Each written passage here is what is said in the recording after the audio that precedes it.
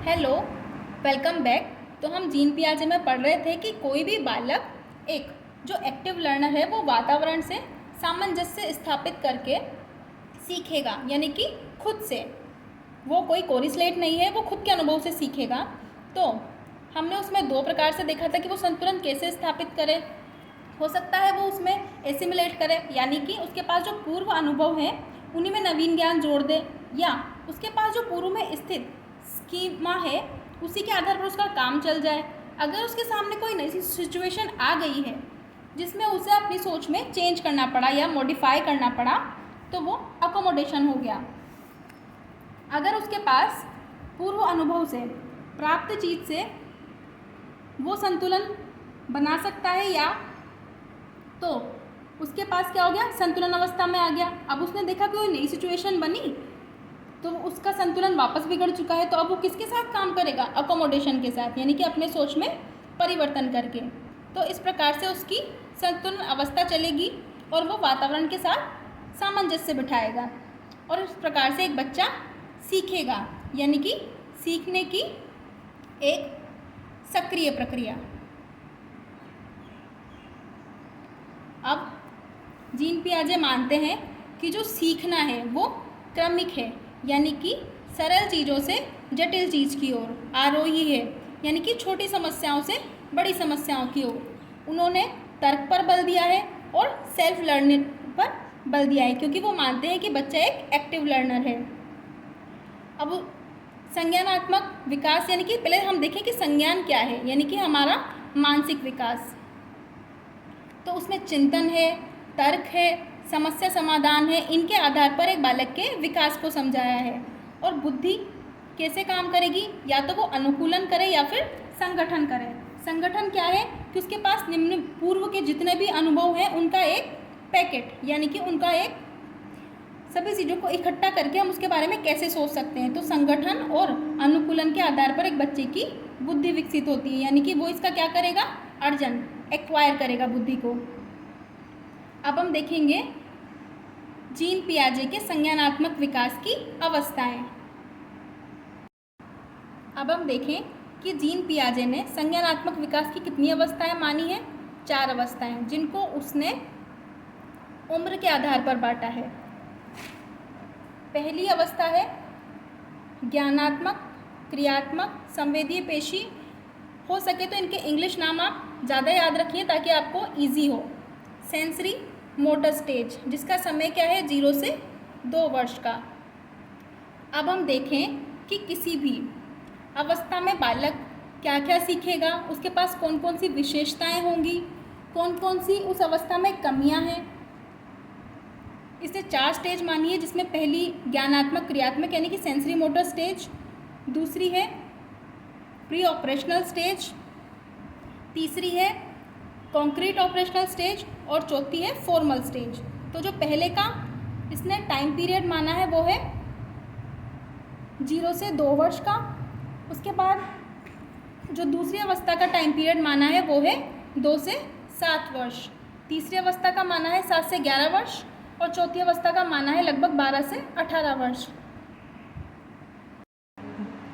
हम सबसे पहली स्टेज अब पढ़ेंगे सेंसरी मोटर स्टेज। तो इसकी क्या क्या विशेषताएं हैं, यानी कि जो 0 से 2 वर्ष के बालक है वो कैसे सीखते हैं। हम जानते हैं कि मोस्टली वो इंद्रियों के माध्यम से सीखेंगे, यानी कि छूना, सुनना, देखना, स्पर्श, इन सब चीज़ों से बच्चा सीखता है।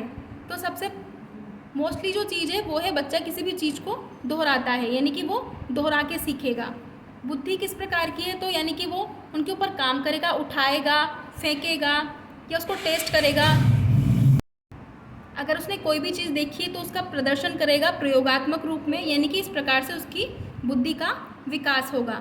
यानी कि एक बालक सेंसेस के माध्यम से, या तो देखने, छूने, स्पर्श करने के माध्यम से, या फिर शारीरिक क्रियाओं के माध्यम से एक बच्चा सीखता है।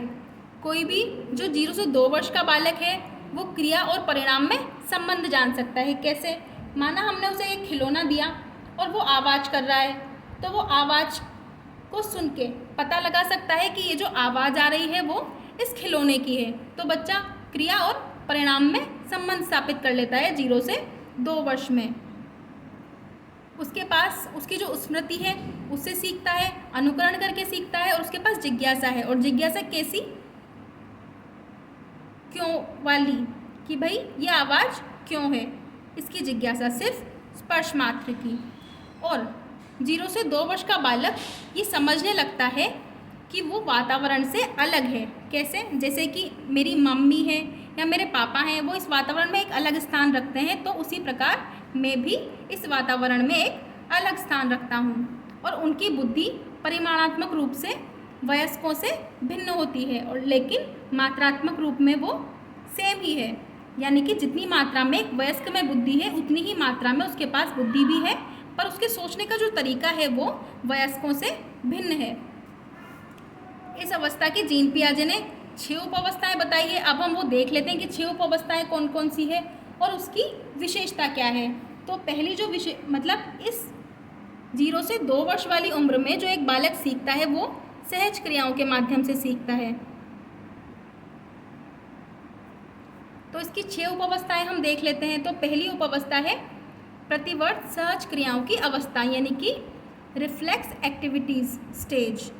तो ये 0 से 30 दिन के लिए है। हमें इसमें उप अवस्थाओं में स्पेशली यही देखना है कि इसका समय क्या है और इसकी विशेषताएं क्या हैं।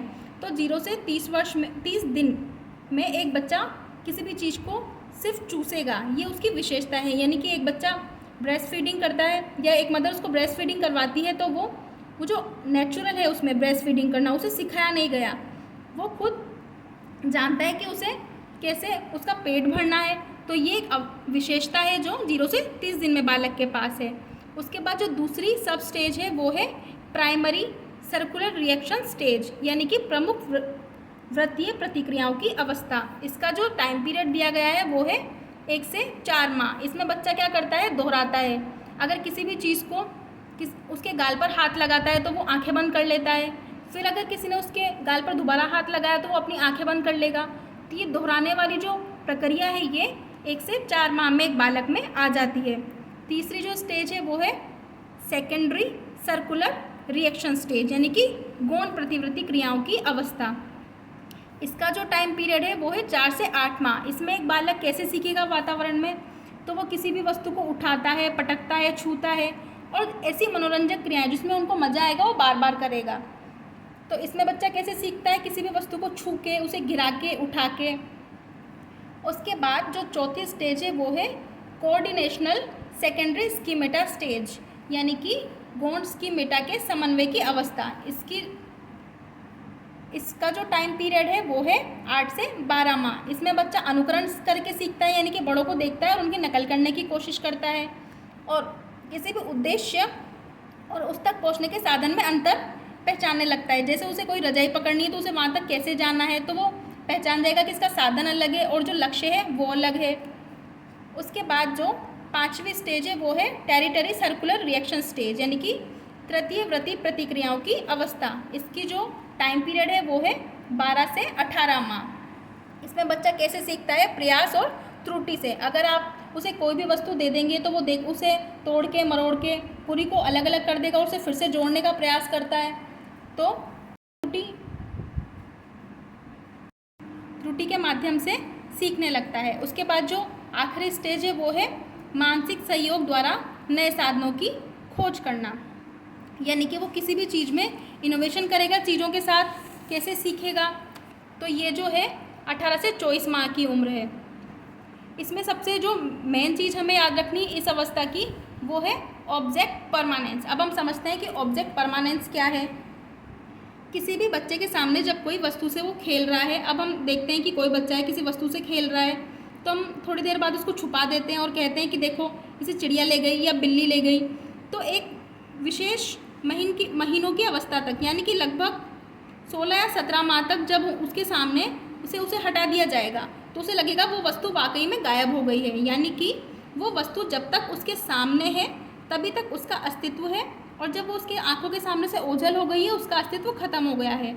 लेकिन 18 से 24 माह में, यानी कि लगभग 1.5 साल की उम्र में एक बच्चा समझने लगता है कि वो वस्तु भले ही उसके सामने से हटा दी गई हो लेकिन उसका जो अस्तित्व है वो समाप्त नहीं हुआ है। इस पे एक प्रयोग भी किया गया है कि ब्लैंकेट एंड बॉल स्टडी प्रयोग। तो अगर पूछा जाए कि ये प्रयोग किस अवस्था में किया गया है, तो ये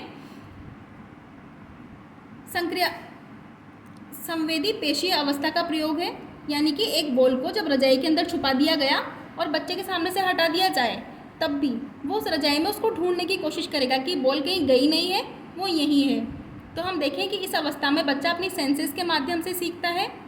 और स्पेशली इसकी अवस्थाएं, उप अवस्थाएं जो दी गई है वो कुल कितनी है, 6 उप अवस्थाएं। और इनकी उप अवस्थाओं की क्या विशेषता है और 0 से 2 वर्ष में बालक किस प्रकार सीख रहा है, हमें ये याद रखना है। Thank you.